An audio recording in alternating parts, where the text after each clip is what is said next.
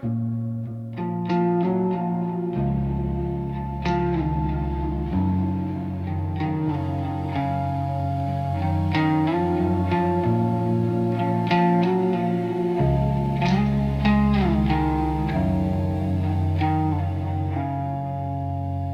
from the height of the mountain's white crest, Nephi returned to the valley for rest. But the tent was a theater of anger and doubt, as brothers disputed what dreams were about. His heart was heavy, his spirit was worn, for the fall of his people he'd witnessed and sworn. For the vision had shown him the end of his line, destroyed by their pride and their rejection of the divine.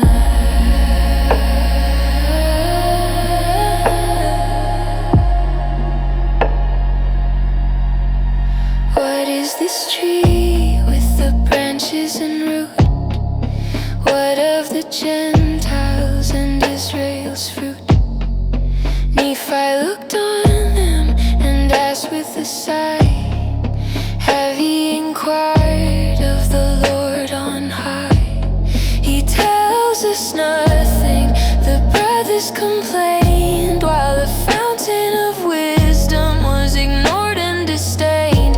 How is it, said Nephi, your hearts are so hard, that you stand from the knowledge of heaven debarred?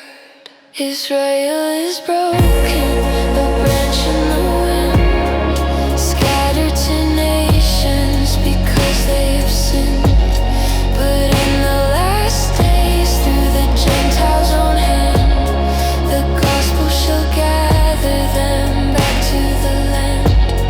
The natural branches shall graft to the vine, and the seed of our Father shall see the great sign. They shall know their Redeemer, the rock of their fold, as the covenants promised to fathers of old.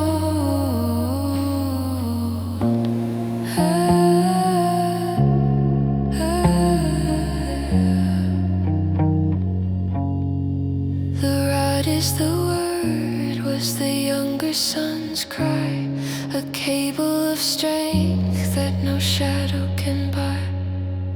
Hold to it fast when the fiery darts fly, and the mists of the tempter shall pass the soul by.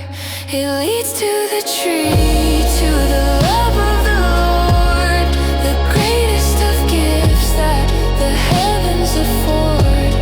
To hearken and hold is the only true way to keep the dark powers of ruin at bay.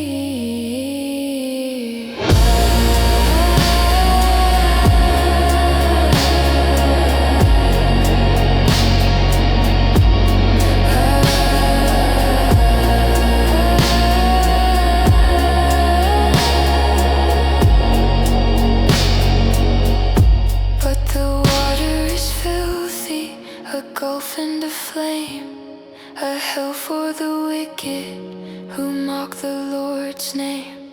Our father saw not that the river was foul, for the joy of the fruit had delighted his soul.